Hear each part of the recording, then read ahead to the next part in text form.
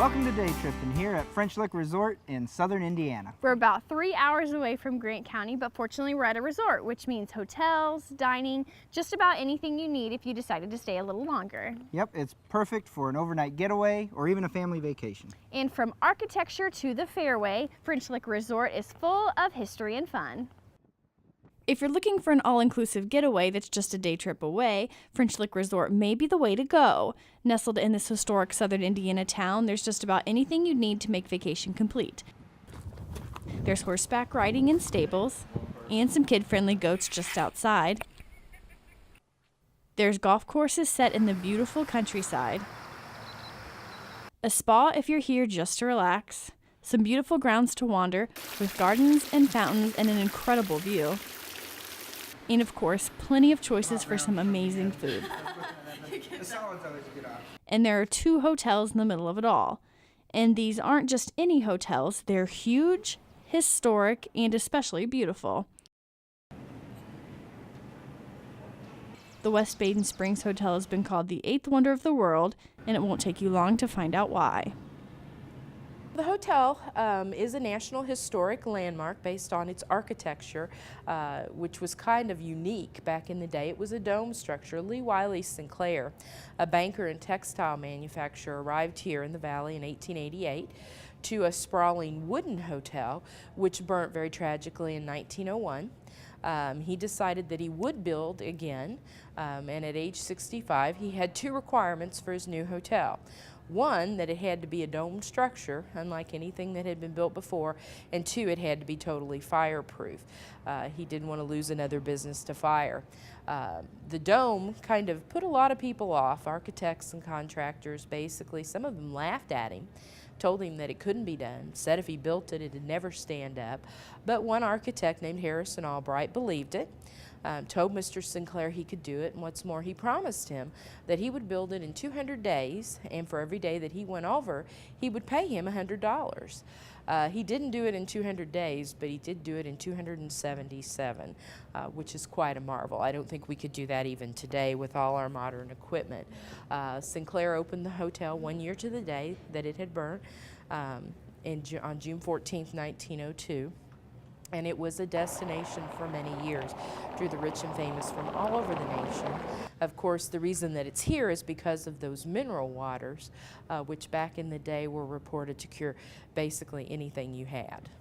Well, the resort today, of course, we're not peddling those spring waters anymore. People wouldn't want to drink them. The springs here were sulfur springs, but the hotel still does offer a magnificent array of spa services. You can still get a mineral bath, or a sprudel bath, as we'd call it here at West Baden, here at the hotel. But it's just a peaceful, relaxing environment.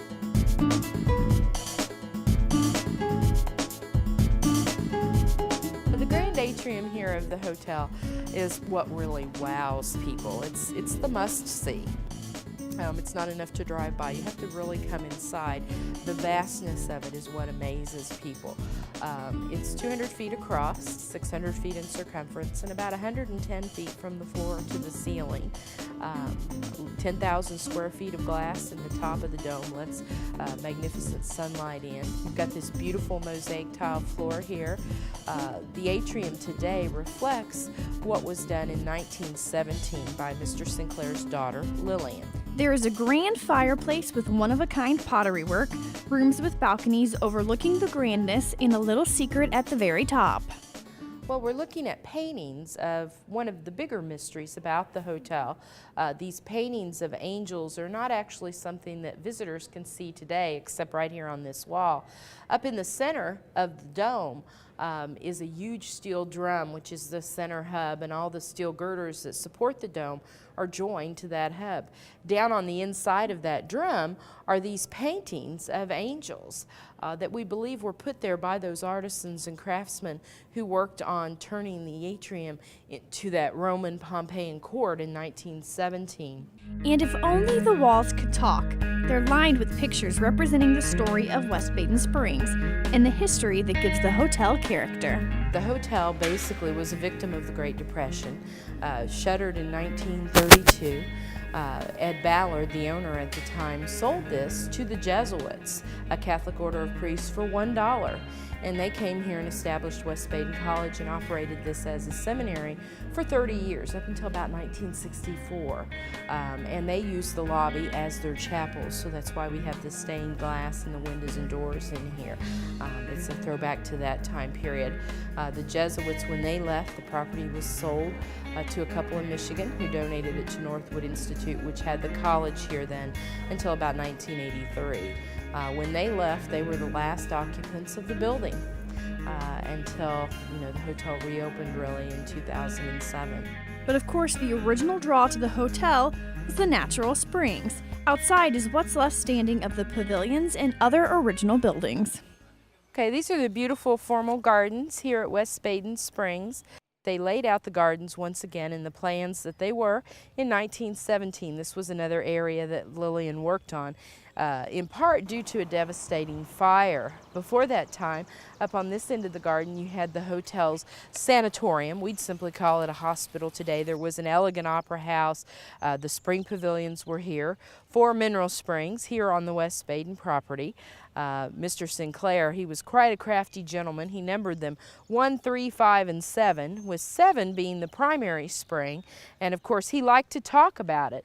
And when he talked about number 7, that would lead the listener to assume, of course, that there were 6 others, but there were actually only 4. Well, I think everyone who visited is amazed.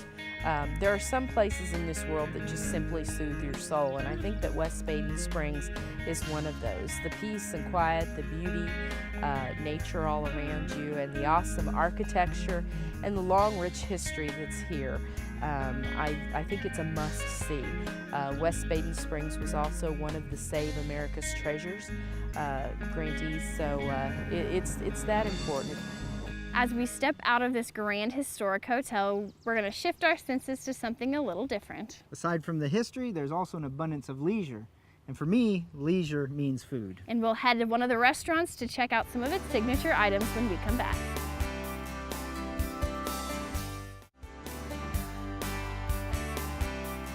Welcome back to Day Trippin' at French Lick Resort in southern Indiana. If you're anything like me, one of the best part of any trips is the food. And one thing that French Lick Resort boasts is its vast array of dining options with 15 different restaurants, and there's everything from family-friendly to fine dining. There's gold seating in glass stemware, everything arranged to make you feel like a king. But what's really important in any restaurant is what happens back in the kitchen. Freshly made, cooked to perfection, and topped off with meticulous presentation, and maybe some whipped cream. And at Hagen's Clubhouse restaurant, they make sure you leave happy, not hungry. We're here with Marilyn Kessler at Hagen's Clubhouse restaurant. And Marilyn has been a bartender here for the past 31 years. 31 years. And Marilyn, what are these delicious dishes we're staring at right here? These are signature recipes from Hagen's restaurant. This is the hole-in-one hot brown. This is our version of the Kentucky hot brown. It is made with a nice generous slice of turkey breast, Romano cheese, and a sauce, and applewood bacon, and marinated tomatoes, and Texas toast points. And it is excellent. It smells delicious. It is. It really is. It's very tempting right now. It's Right. an easy sell. It's wonderful. And then the Greek chicken salad. You have your Greek salad base, and you have your Greek olives, your feta cheese, mixed vegetables there, tomatoes, and served with pita points, and then sliced chicken breast on the top. And these are a wonderful dessert here. We have strawberry cheesecake, cherry strawberries. They look so, I mean, I know the camera can only do so much. They look so good. Very tempting. Well, I know that you've tempted us enough. We want to taste them. Yes. So we're going to taste a couple. I'm going Yes. to try the hot brown here first. So, Nathan, are you going to go into for the salad? Well, you stole a hot round from me. I was looking at that, but the salad's always a good option. I'm sure I could use a salad. There's something here for everybody. That is really good. You would definitely have to taste this before you get too far. You don't have to convince me. Easy sell with him, right? That is it's a very favorite item here at the It's really restaurant. good.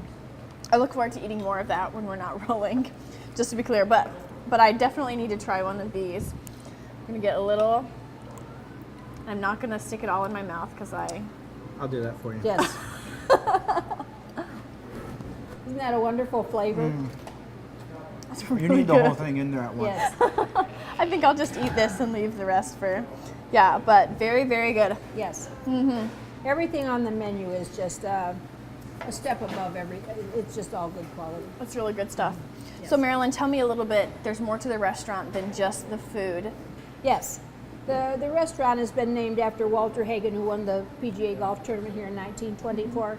There's a lot of old pictures from the golf tournaments and everything. The bar itself, the bar was in the famous Stockyard Inn in the Stockyards in Chicago. And it dates back to the 1800s when the cowboys used to drive the herds in. It's an original Brunswick bar. And Al Capone carved an arrow on the top of the bar because he was a frequent visitor there. And he always sat there, and the patrons that were in the bar when he came in had to sit left of the arrow because he didn't want his back to anybody. And the bodyguard sat to the right. It did become a speakeasy, and they did close it down during Prohibition. The footrail, the waitress stand, and all the back bar are original to the bar. So it has a wonderful history, and we're glad to have it. It's a really incredible piece, and when you walk into the restaurant, there's really a lot of beauty just here at the resort in general. But when you walk into the restaurant, it's really something, and that bar definitely stands out. Yeah. So.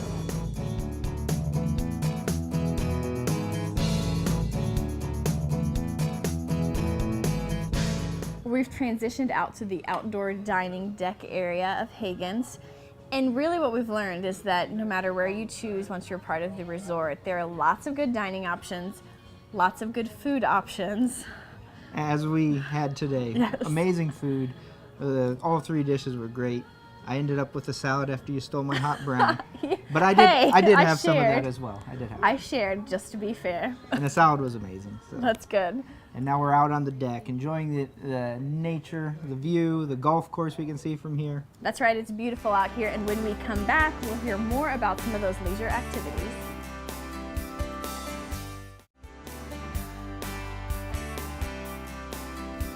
Welcome back to Day Trippin' at French Lick Resorts in French Lick, Indiana. That's right, we are standing amidst the Donald Ross course at French Lick, and as you can see behind us, the views are breathtaking here, lots of beauty. If I played golf, I don't, but if I did, I would definitely choose this course. I'm not so sure that I play golf, but I do like to go out with clubs and golf balls and hit golf balls around the course. But, Not really make it anywhere, Yeah, have no. a goal.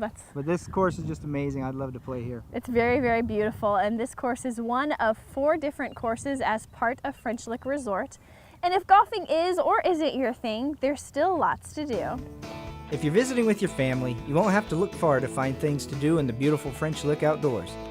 But if a little competition is what you had in mind, a round of golf may be what you're looking for. The Donald Ross course at French Lick is one of 4 courses, and the scenic views don't get much better than out on the greens. This 60-acre course is named after professional golfer and course architect Donald Ross. Ross designed this course, and it was constructed in 1917. With a par 70, the course is filled with rectangular greens and 80 of Ross's trademark flat bottom bunkers. And it has a championship history. The 1924 PGA Championship was held right on this course in French Lick. And if you aren't looking to keep score, a quick trip through the woods brings us to another great outdoor activity. The stables here at French Lick are quite impressive. Matt, what kind of experience can people expect to have when they come out to the stables here? I think they can experience a good time and family fun. We offer a few different trails for different levels. Our 45-minute trails are most popular, with 80% of our guests never being on a horse, so they can go on that trail and be a beginner or never even ridden before. So you have horses that are for beginners and some for more experienced riders then? All of our horses are geared for everybody, but it's the trails that we offer, like our longer trails requires a little bit more experience, where the terrain of the trails and stuff get a little steeper in places, so we require a little bit more experience on those. We go all year round. Summertime, where spring break kind of kicks our season off, where we get a lot of kids and the families coming in for vacation for spring break, and then June, July, and August is by far our busiest. And then in the wintertime, as long as the weather's permitting, it's safe trail riding conditions and stuff, we'll go ahead and take them out in the wintertime too. So how many horses do you house here in the stables? We got, I believe, 26 horses and 3 ponies right now. But it just takes one for a quick ride.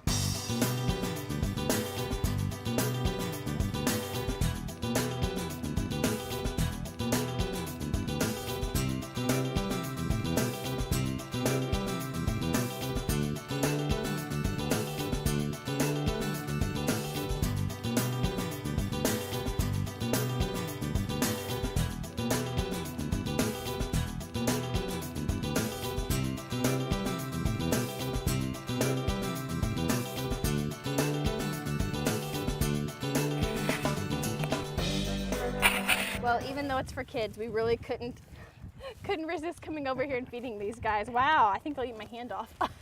There's just something about the kid in you that makes you want to feed farm animals, you know? I know, that's for sure. Well, we're gonna keep feeding these guys. But if you want to see other episodes of Day Trippin', find where we've been, get ready to plan your day trip, you can go to our website. That's www.wiwtv51.com. And don't forget to follow us on Facebook. Just go to our page and click like, and check us out on Twitter. Well, these are hungry guys, and they're chomping away at everything we have. So join us next time as we explore another place that's just a day trip away.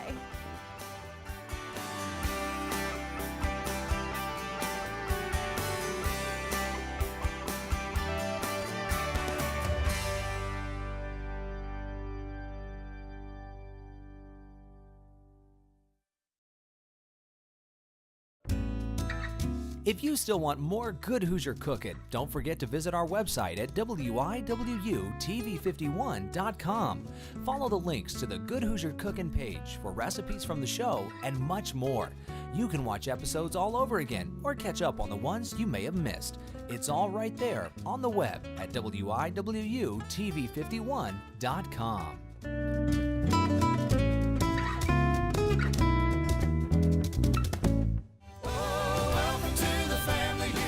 Hello, friends. This is Andrew Phipps inviting you to be with us every opportunity right here at WIWU Television, Channel 51.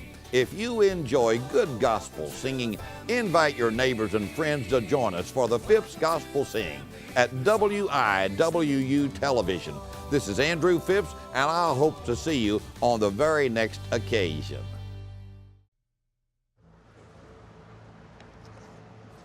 Are these real?